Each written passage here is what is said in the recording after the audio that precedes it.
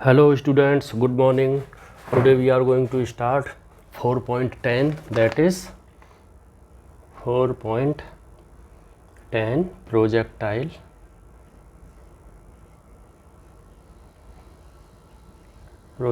motion. इसे projectile motion, projectile होता क्या है इसे एक बार अच्छी तरह समझ लीजिए, फिर आपको पूरे टॉपिक में कोई प्रॉब्लम नहीं आएगी। मान लो आप यहाँ पर खड़े हैं, यहाँ से आपने एक पत्थर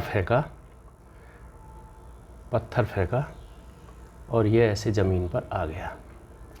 तो यहाँ से और ये ज़मीन यहाँ तक ये हवा में रहता है, यहाँ से और यहाँ तक ये हवा में रहता है। यहाँ से यहाँ तक जो इसने पाथ जो तय किया है उसको हम प्रोजेक्टाइल बोलते हैं। इसमें हम पढ़ेंगे क्या क्या, अधिकतम ऊंचाई क्या होती है यहाँ से यहाँ तक,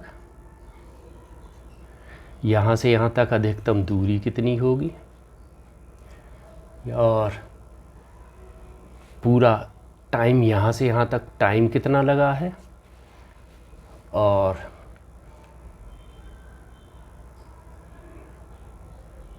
आपकी मैक्सिमम हाइट क्या होगी ये मैंने बता दिया। Maximum time to take maximum height, कितना टाइम लगेगा मैक्सिमम हाइट गेन करने के लिए, और ये कितनी दूरी अधिकतम तय करेगा, ये हो गया रेंज।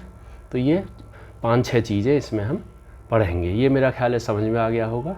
तो जब भी आप पत्थर फेंकते हैं तो स्टार्टिंग वेलोसिटी कुछ होती है, नंबर 1। दूसरा, कुछ एंगल भी होता है, नंबर 3। जब भी आप इस पत्थर को फेंकेंगे तो आप ये याद रखने वाली चीज़ है, अगर ये इस दिशा में जा रहा है तो आप देखिए ये वर्टिकल भी जा रहा है और हॉरिजॉन्टल भी, यानी कि इसकी वेलोसिटी ऊपर की ओर भी है और इधर भी है, यानी कि एक्स डायरेक्शन में भी चल रहा है और वाई डायरेक्शन में भी। लेकिन ध्यान देने वाली बात यह है कि धीरे धीरे जो ऊपर जो वेलोसिटी जा रही है यहाँ पर आकर वी वाई 0 हो जाएगा, यहाँ से फिर ये नीचे चलेगा, जबकि जो हॉरिजॉन्टल वेलोसिटी है वो हमेशा चलती रहती है, एक्स डायरेक्शन में ये हमेशा चलती रहती है। मेरा ख्याल है ये चीज़ समझ में आ गई होगी। यहाँ से यहाँ तक ये अधिकतम वेलोसिटी थी इसकी ऊपर के लिए, यहाँ पे आते आते 0 हो गई, यहाँ से इसकी नेगेटिव हो गई। इसी को आधार मानते हुए हम प्रोजेक्टाइल मोशन को पढ़ते हैं। तो when an object is thrown or projected is called a projectile, यानी कि जब भी हम किसी पत्थर को, या पत्थर की एक एग्जाम्पल लिया है, वैसे तो तोप से बॉम्ब भी चलाते हैं, तो प्रोजेक्टाइल मीन्स प्रक्षेपित, हिंदी में बोलते हैं प्रक्षेपित। तो हम नॉर्मली यहाँ पर बोलेंगे हिंदी में अपना सीधे सीधे कि ये जो है फेंका गया है। तो ये जो है यहाँ से when an object is thrown or projected and for a duration, जो भी ड्यूरेशन है, remains in air or flight, जितनी भी ड्यूरेशन के लिए एयर में रहता है या फ्लाइट में रहता है, that duration is called, that path followed is called projectile. For example, जैसे इसके एग्जाम्पल हम लिए लेते हैं, जैसे कि फुटबॉल है, पैर से फुटबॉल मारते हैं, और आपका पत्थर फेंकते हैं, क्रिकेट की बॉल फेंकते हैं एक्सेट्रा, और बॉम्ब आर्मी वगैरह यूज़ करती है, तोप से बॉम्ब फेंकती है। Thus, we consider motion of projectile is a result of two separate simultaneous occurring components of motion. That is, one component is in horizontal and other is in vertical direction with constant acceleration due to gravity. इसका meaning क्या है? इसका मतलब ये, जब हमने ये जो पत्थर फेंका था उस समय पर ये जो है साइमल्टेनियसली 2 वेलोसिटी होती है, एक तो वर्टिकल होती है, एक होती है हॉरिजॉन्टल, तो ये जो है साइमल्टेनियसली 2 वेलोसिटी इसमें होती है, या यूँ कहो कि it can be resolved, it can be broken into 2 parts, that is vertical and horizontal. यानी कि ये दोनों दिशाओं में चलता है, सिर्फ यहाँ को छोड़कर। यहाँ को ये अगर यहाँ पर देखें तो ये यहाँ पर वी वाई 0 हो जाएगा, यानी कि वर्टिकल वेलोसिटी यहाँ पर 0 हो जाएगी। यहाँ से इट विल स्टार्ट फॉलिंग। और विद कंडीशन क्या है, विद कांस्टेंट एक्सेलरेशन। एक्सेलरेशन यहाँ पर क्या है, एक्सेलरेशन है g, that is due to gravity. ये हमेशा कांस्टेंट रहता है। तो इन चीज़ों को आधार मानते हुए हम अपनी स्टडी शुरू करते हैं। तो इसी में ही मैं अमेंड किए देता हूँ। यहाँ से आपका ये फिगर है, ये एक x डायरेक्शन है, ये y डायरेक्शन, ये आपका x डायरेक्शन हो गया। और अगर ये मान लो स्टार्टिंग में यहाँ से एंगल थीटा बना रहा है, थीटा 0, स्टार्टिंग वेलोसिटी है मान लो v0, तो इसको आधार मानते हुए हॉरिजेंटल कंपोनेंट आपका हो जाएगा v0 cos थीटा, और यहाँ पर वर्टिकल कंपोनेंट हो जाएगा v0 sin theta at t is equal to 0, at t is equal to 0। These and this will be at t is equal to 0। तो मेरा ख्याल है ये समझ में आ गया होगा। इनिशियल वेलोसिटी हमारी v है, इनिशियल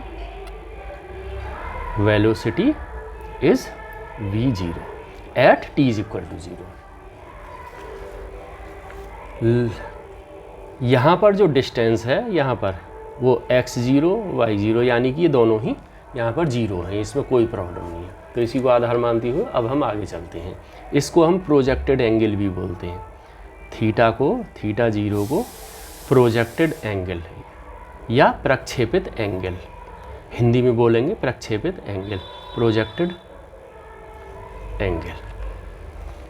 चलिए अब इसमें हमारा, इसे अगर आप देखें तो जब हम पत्थर ऊपर की ओर फेंक रहे हैं उस वक्त पर जो एक्सेलरेशन है, acceleration that will be equal to -gj। ये क्यों है, क्योंकि ये हम ऊपर की ओर फेंक रहे हैं और गुरुत्वाकर्षण बल, gravitational force always remains towards downward, और क्योंकि ये ऊपर की ओर फेंका है इसलिए it is in y direction. और on the basis of this one we can say acceleration in x direction is equal to 0 and ay acceleration in y direction is -g on the basis of this one। अब vox मान लो, vox x direction में velocity हमें निकालनी है, x direction में velocity is equal to, ये हमारे पास है v0 cos थीटा 0। इसे अगर एक बार समझ गए तो आप सारे क्वेश्चन और ये एक्सप्रेशन भी आप आराम से निकाल पाएंगे। v0 sin theta 0। नाउ हमारे पास है एक equation, we are having one equation, x is equal to x0 plus vox t प्लस half ax t square. Similarly y के लिए भी y is equal to y0 t voy plus half ay t square. So hence x is equal to can be written as x is equal to 0 at initial point, at initial point x0 is equal to 0, y0 is equal to 0 at initial point. तो इसकी जगह 0 रखा, plus ये हमारे पास standard है vox है आपका, ये v0 टाइम पर ये डिपेंडेंट, और प्लस ये टाइम पर डिपेंडेंट है, plus half ax is equal to, ये रहा यहाँ पर, ये है 0 multiply by T square will be equal to आपका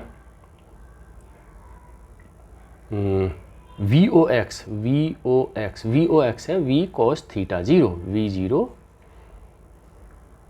cos theta 0 is equal to सीधा सीधा आपका v0 cos थीटा 0 t। ये आपका x डायरेक्शन में आप कितनी दूरी चलेगा, ये एक जनरल टर्म आ गई है। Similarly y is equal to y0 है 0 प्लस VOY V0y है आपका ये V0 साइन थीटा 0, ये t आ गया इसके साथ, प्लस हाफ AY कितना है, AY ये माइनस जी, ये माइनस जी है, माइनस जी, और ये t स्क्वायर। तो इसका मतलब हम इसे ऐसे लिख सकते हैं V0 sine theta 0 t minus half G T square. ये हमारे पास लेट अस से ये और ये हमारे पास इक्वेशन नंबर 1 है, ये हमारे पास इक्वेशन नंबर 1 है। नाउ हमारे पास और भी क्या इक्वेशंस हैं, Vx velocity in x direction is given as Vox plus AXT is equal to and Vy is equal to Voy plus AYT। इस आधार पर हम लिख सकते हैं Vx is equal to Vox is equal to V0 cos theta 0 plus 0। ये कहाँ से आया, Vox हमारे पास है ये V0 कॉस थीटा, और AXT हमारे पास है, AX हमारा 0 है, इस वजह से ये 0 आ गया। Similarly Vy is equal to Voy यानी कि y डायरेक्शन में will be equal to V0 sine theta 0, ये यहाँ पर है ये, और AY कितना है माइनस जी, यहाँ पर रखिए minus G multiply by T. ये आपकी इक्वेशन नंबर, इसको हम बोल देते हैं इक्वेशन नंबर 2। अच्छा, hence therefore we on the basis of this one we can say that on the basis of equation number 2, on the basis of equation number 2, equation number 2, x component of velocity, इसे देखिए x component of velocity remains constant, x component यानी कि x component मतलब Vx और Vox remains constant. क्यों constant है, चलो इसे देख लेते हैं क्यों कांस्टेंट है। क्योंकि V0 हमारी इनिशियल वेलोसिटी है, ये स्टैंडर्ड है, और थीटा 0 हमारा जो पहला स्टार्टिंग एंगल था प्रोजेक्टेड एंगल, वो भी स्टैंडर्ड है। तो ये दोनों ही स्टैंडर्ड हैं, तो इसलिए ये हमारा कंपोनेंट हमेशा पूरी फ्लाइट में ये एक सा ही रहेगा। It means horizontal velocity remains constant, इसका मीनिंग ये है, that is due to this one. अच्छा, इसमें नेक्स्ट पॉइंट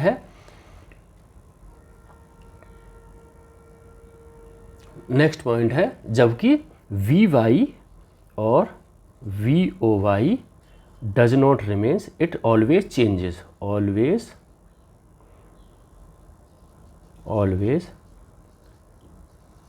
changes। क्यों चेंज होता है, ये हमारा स्टैंडर्ड है, ये हमारा स्टैंडर्ड है, तो यहाँ तक तो ये एक सा रहेगा, लेकिन ये हमेशा बदलता रहता है। सो क्यों रहेगा ये, ड्यू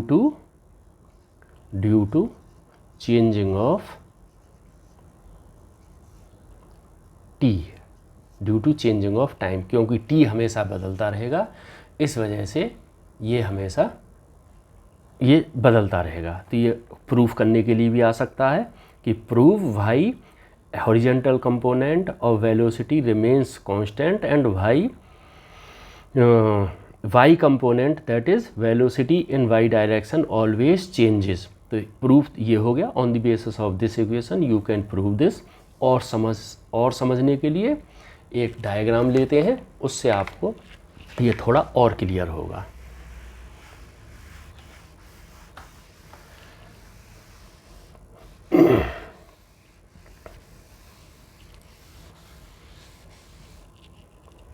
ये आपको और क्लियर होगा इस डायग्राम से।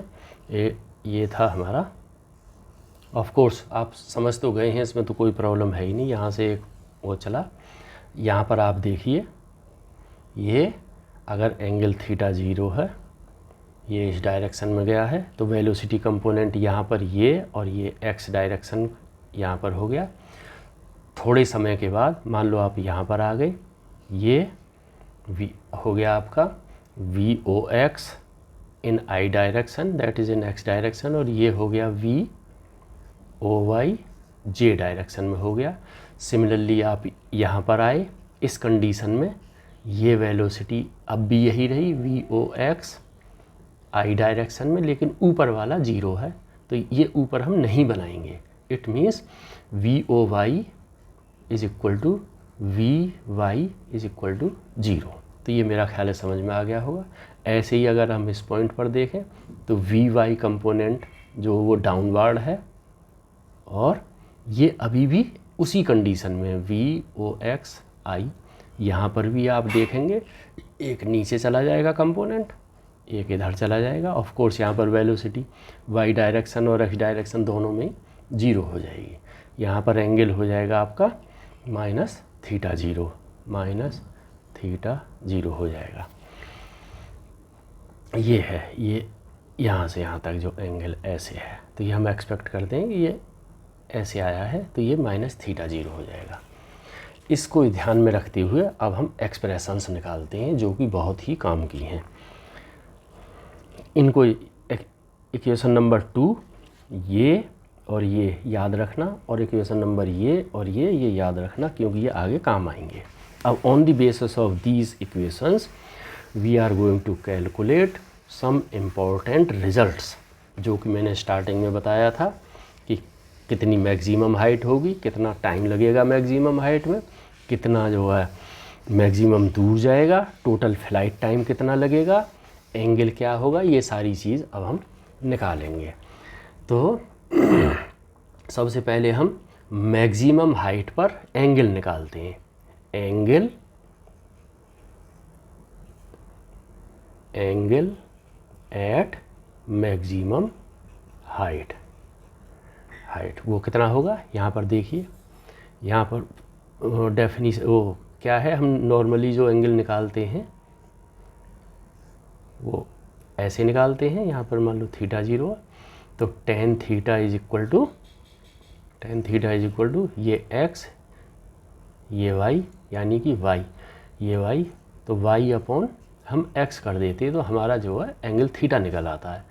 अब इसमें जो y एंगल है, वो y जो लेंथ है वो 0 है, तो सो इसे याद रखते हुए, इसको ध्यान में रखते हुए टेन थीटा 0, ये 0 नहीं, 0 तो इनिशियल है, ये इनिशियल एंगल है, क्योंकि ये कहीं पर भी अब एंगल बदलता जाएगा हर एक जगह। जैसे कि यहाँ पर एंगल बदला है, तो उस कंडीशन में theta will be equal to Y upon, Y है 0 अपॉन एक्स, इसीलिए theta is equal to 0 degree, या इस कंडीशन में मैक्सिमम हाइट पर।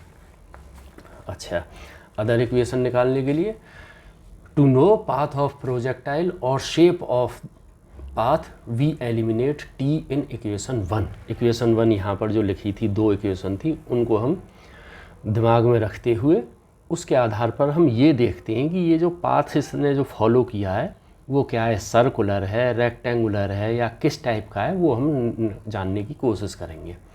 तो इसमें हम जो हमारा जो इक्वेशन 1 था उसमें हम टी को एलिमिनेट करना चाहेंगे, तो हमारे पास था x is equal to v0 cos theta 0 t। ये इक्वेशन नंबर का एक पार्ट है, इसमें से हम t निकाल लेंगे। t will be equal to x upon v0 cos theta 0। इस t को y वाले पोर्शन में रख दीजिए, इक्वेशन नंबर 1 के ही। अगर हम इक्वेशन नंबर 1 के ही y वाले पोर्शन में रखते हैं, जो कि हमारे पास था v0 sine theta 0 t minus half G T square, T की जगह ये रखिए v0 साइन थीटा 0, टी की जगह x upon v0 cos theta 0 minus half G, T square की जगह ऐसे रखिए x square upon v0 square cos square theta 0। ये v0 से यहाँ v0 कट गया, you will get tan theta 0 x minus half G upon V square cos square theta 0 और x square. अब आप ये देखिए, ये हमेशा कांस्टेंट ही रहेगा क्योंकि थीटा 0 बदलेगा नहीं। ये भी हमारा हमेशा कांस्टेंट ही रहेगा क्योंकि ना v0 स्टार्टिंग वाली बदलेगी और ना ही एंगल बदलेगा, तो ये एक से ही रहेंगे। इस वजह से ये हमारे पास थोड़ी देर के लिए इसे मान लो a, थोड़ी देर के लिए इसे कांस्टेंट मान लो b, तो इसका मतलब ये हमारे पास आ गया ax minus B X square. अब ये जो इक्वेशन है y is equal to ax minus B X square, ये इक्वेशन आपने मैथमेटिक्स में पढ़ा होगा। दिस इक्वेशन मतलब ये equation, this equation is the shape, it is the shape of a parabola. It means whenever any stone or anything is projected during flight, it takes the shape of parabola. ठीक है, ये मेरा ख्याल है clear हो गया होगा। Time of maximum height, time of maximum height, या मैक्सिमम हाइट यहाँ पर है, यहाँ पर पहुँचते पहुँचते कितना टाइम लेगा, मान लो वो हम टाइम मैक्सिमम टाइम जो है, maximum time let us say it is tm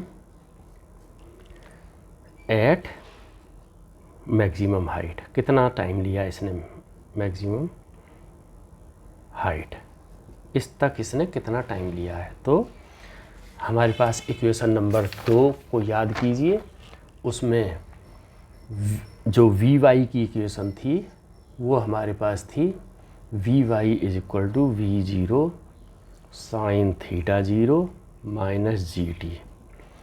इस कंडीशन में जो वी वाई है हमारा वो ज़ीरो हो जाएगा, वो ज़ीरो हो जाएगा। क्यों हो जाएगा?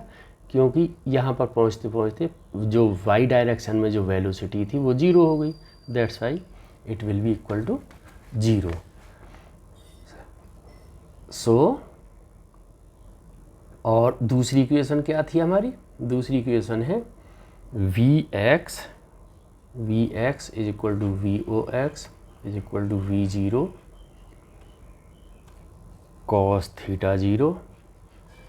ये हमारे पास दूसरी एक्स डायरेक्शन की थी और ये हमारे पास ये है। तो सिर्फ हमें इसी का ही यूज करना है। मेरे विचार से इसकी ज़रूरत नहीं है इस इक्वेशन के लिए, क्योंकि हमें y0 जहाँ पर 0 हो जाएगा वही मैक्सिमम टाइम होगा। तो इसकी जगह रख दीजिए आप इज इक्वल टू और v0 sine theta 0 is equal to g। Maximum time को यहाँ पर हम tm लिख देते हैं, that's why it will come tm is equal to v0 sine theta 0 upon g। ये हमारा मैक्सिमम टाइम लगेगा मैक्सिमम हाइट तक जाने के लिए।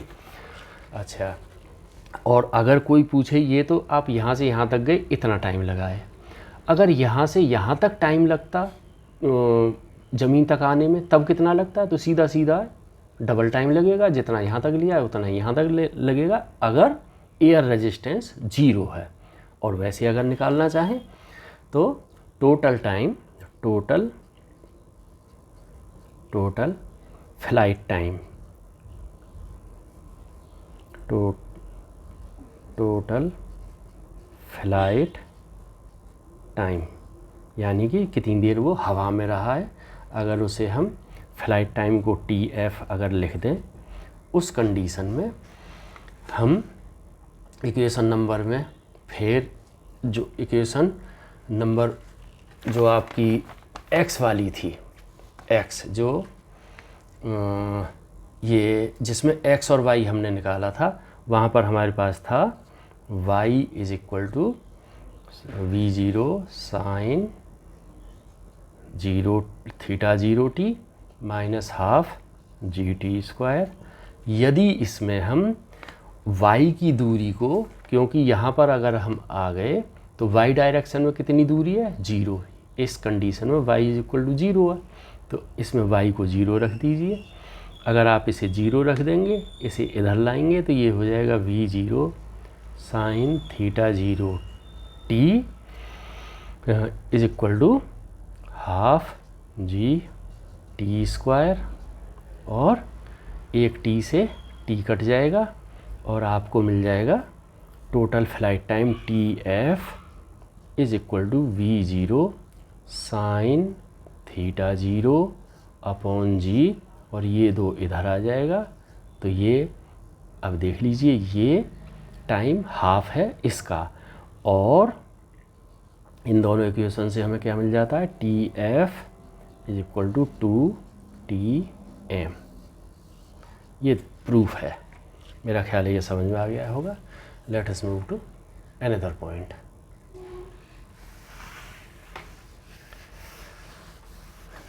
इस वीडियो को आप फास्ट फॉरवर्ड करके चला सकते हैं, जिससे कि आपका टाइम बच जाए। फास्ट फॉरवर्ड नहीं, फास्ट स्पीड, उससे अगर आप चलाएंगे तो आपकी समझ में भी आ जाएगा और थोड़ा आपका टाइम भी बचेगा। Next, maximum height. Maximum height यानी कि ये यहाँ से और यहाँ तक की हाइट कितनी होगी। Late us say it is HM। तो ये इक्वेशन जो हमारे पास अभी जो हमने निकाली है, जो हमारा मैक्सिमम टाइम था TM, उसको याद रखिए। वो मैं लिख रहा हूँ दोबारा, TM is equal to v0 sine theta 0 upon g। इस इक्वेशन को दिमाग में रखते हुए इस इक्वेशन को put it in equation number 1 इसमें रखेंगे। तो इक्वेशन नंबर हमारे पास कौन सी थी, y के लिए, क्योंकि हमें मैक्सिमम हाइट निकालनी है। तो मैक्सिमम हाइट किसके बराबर है, y डायरेक्शन में। तो y डायरेक्शन में हमें हाइट निकालनी है। तो हमारे पास इसका फॉर्मूला इक्वेशन नंबर 1 से है, is equal to v0 sine theta 0t minus half GT²। अगर आप इसे रखेंगे तो इस t की जगह ये TM रखिए, ये रखिए और यहाँ पर भी रखिए। Then you will get v0 sine theta 0 और ये v0 sine theta 0 upon g minus half g। इसमें रखिए आप ये v² sign square theta 0 upon g²। एक g से एक g कट जाएगा। ये देखो यहाँ पर v0 साइन स्क्वायर थीटा, यहाँ पर भी v0 साइन स्क्वायर थीटा है। और इसको जब आप कैलकुलेट करेंगे तो सीधे सीधे इसमें से ये आधा हट जाएगा। Then you will get v0 square sine square theta upon 2g। ये आपका आ गया मैक्सिमम हाइट, यानी कि y डायरेक्शन में हाइट कितनी है। तो इस डायरेक्शन को अगर ym is equal to HM is equal to v0 sine square theta upon 2g। अब देखना यहाँ से यहाँ तक ये कितनी दूरी चलता है, r। ये इसे अगर हम r लिखें, यानी कि x डायरेक्शन में ये कितनी दूरी चलता है, वो निकालनी है। तो हॉरिजेंटल रेंज, इसको हम बोलेंगे हॉरिजेंटल रेंज, और एक्स एक्सिस डिस्टेंस कितना कवर किया है। So horizontal distance of projectile, ये क्या है, it is defined as the horizontal distance travelled by projectile from origin, that is x is equal to y is equal to 0 से to where it passes at y is equal to 0। It is called horizontal range. या बहुत मोटे शब्दों में ये है कि यहाँ से ये इसने ये पाथ कवर किया, प्रोजेक्ट ये पैराबोला है, और यहाँ से चलकर इसने जहाँ पर ज़मीन को टच किया है उस कंडीशन में y 0 हो जाएगा, लेकिन x यहाँ से यहाँ तक जो इसने कवर किया है हमें x डायरेक्शन में दूरी निकालनी है। तो इसके लिए हम इक्वेशन नंबर 1 यूज करेंगे और उसमें हमारे पास जो इक्वेशन नंबर 1 है ये r यानी कि that is distance in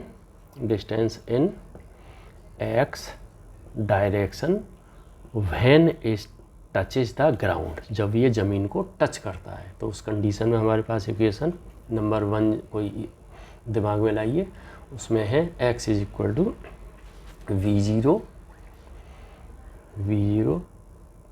cos theta 0 t, ये हमारे पास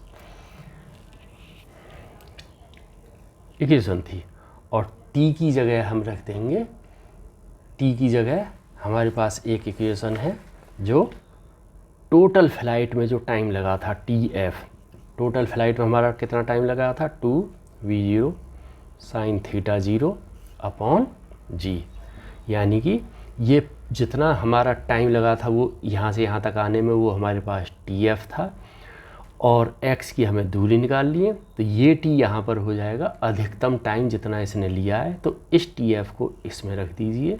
you will get x is equal to r is equal to v0 cos theta 0 2 tf की जगह ये रखिए, t की जगह v0 sin theta 0 upon g। You will gate v square और ये 2 sin थीटा cos थीटा होता है sin 2 थीटा 0 अपॉन g। ये आपकी मैक्सिमम रेंज हो गई।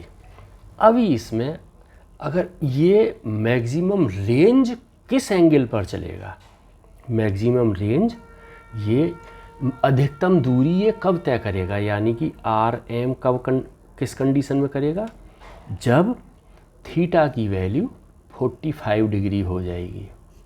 अगर थीटा की वैल्यू 45 हो जाएगी एट दैट टाइम, यानी कि यहाँ से जब हम पत्थर फेंकते हैं और 45 डिग्री पर भेजते हैं, उस कंडीशन में ये 45 डिग्री है।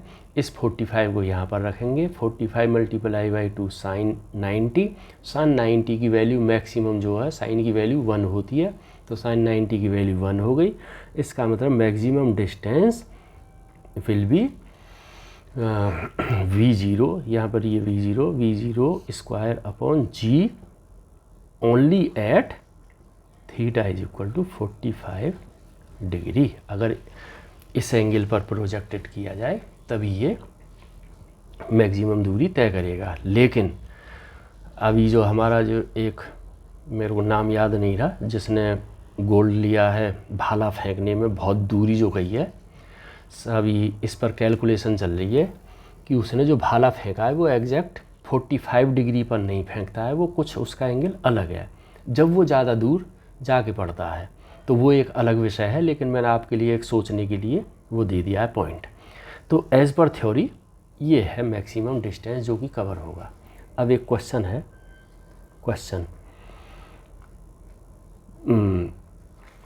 यदि पत्थर, मैं क्वेश्चन बोल रहा हूँ, यदि एक पत्थर, ये तो हमने कहा था कि 45 डिग्री पे 45 डिग्री पर if you are throwing a stone then it will cover maximum distance. अब मैं एक क्वेश्चन ये दे रहा हूँ, इफ़ स्टोन इज़ थ्रोन, यानी कि पत्थर 45 डिग्री से थोड़ा कम या थोड़ा ज़्यादा डिग्री पर यदि फेंका जाता है, थोड़ा कम मतलब मान लो अल्फ़ा डिग्री कम फेंका जाता है या अल्फ़ा डिग्री ज़्यादा फेंका जाता है, तो उस कंडीशन में, दोनों कंडीशन में ही ये बराबर दूरी तय करेगा। मैं एक बार फिर क्वेश्चन को दोहराता हूँ। यदि एक पत्थर को 45 डिग्री से माइनस अल्फ़ा, यानी कि ये बोल दो कि 45 डिग्री से ये 40 डिग्री पर फेंका गया, या 45 यहाँ पर है 5 डिग्री कम और यहाँ पर या 45 डिग्री से 5 डिग्री ज़्यादा हुआ या 50 डिग्री हुआ, तो तो यानी कि ये अल्फ़ा इधर भी 5 है, ये अल्फ़ा इधर भी 5 है, इधर घटाया जाएगा 45 में से, इधर ये जोड़ा जाएगा 45 में से।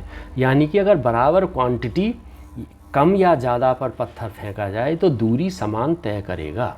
यानी कि ये आर जो will be equal for the both of these cases.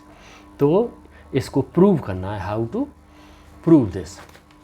चलो एक है इसके लिए एक एग्जाम्पल, हालांकि आपकी बुक में जो लिखा है उस केस में थोड़ा अटपटा आंसर है, वो मतलब अटपटा नहीं है तो वो सही, लेकिन वो समझ में नहीं आएगा। जैसे कि आंसर लिखा है, इसका आंसर है दोनों केसेस में, यानी कि इस केस में भी और इस केस में, in both the cases angle 90 + 2 alpha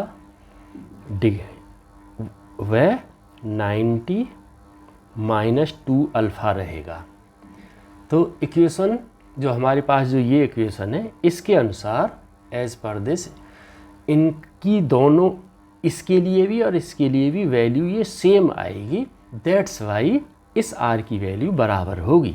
लेकिन अगर हम अल्फ़ा से समझें तो ये समझ में नहीं आता है, इसलिए इसी को मैं अल्फ़ा की जगह आपका जो 5 डिग्री यहाँ पे कर रहा हूँ, 5 डिग्री यहाँ पर कर रहा हूँ। तो उस कंडीशन में जो बीच में जो 45 डिग्री था, अगर मैं ये मान लो 45 है, ये 45 था और थोड़ा मैंने इधर फेंक दिया, यानी कि अब ये 40 रह गया और थोड़ा मैंने इधर फेंक दिया तो ये मान लो 50 हो गया।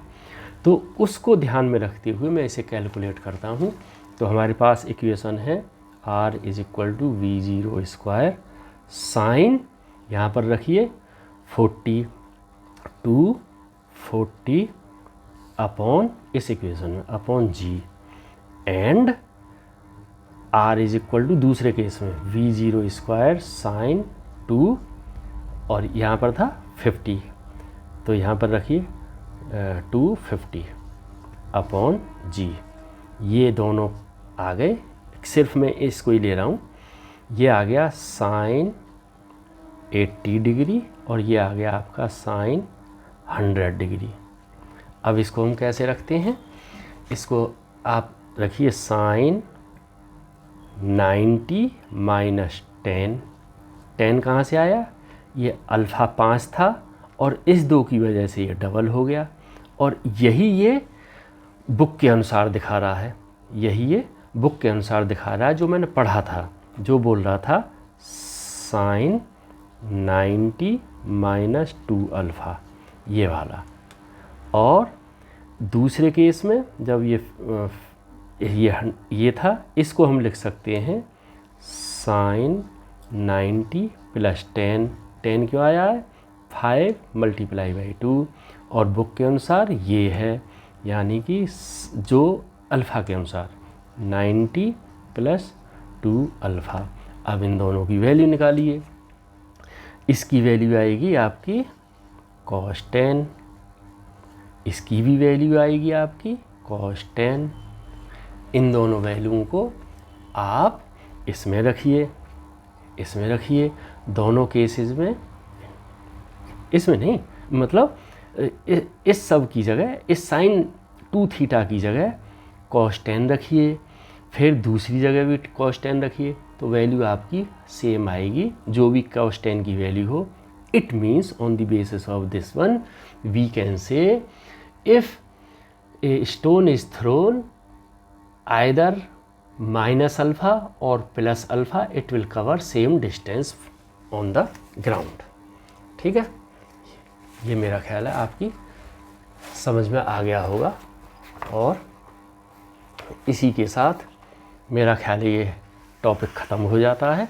एग्ज़ाम्पल आपकी बुक में दे रखे हैं 2, वो एक बार आप पढ़ेंगे आसानी से, यू कैन सॉल्व इट, और उसमें कोई ऐसी परेशानी नहीं है, डायरेक्ट फार्मूला है, डायरेक्ट फार्मूले में रख के you can get the answer. Okay, thank you.